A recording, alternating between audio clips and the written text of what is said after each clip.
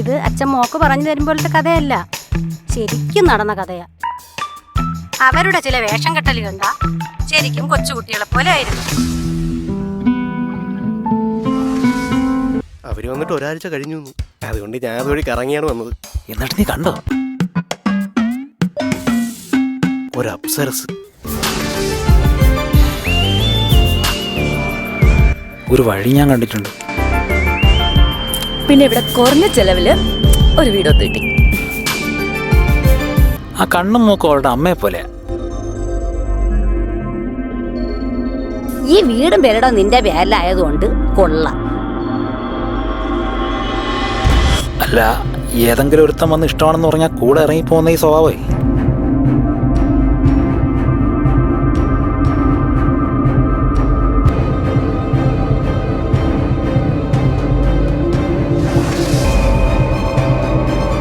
ഇത്രയും പൈസ എവിടെ നിന്ന് ഉണ്ടാക്കാനാ?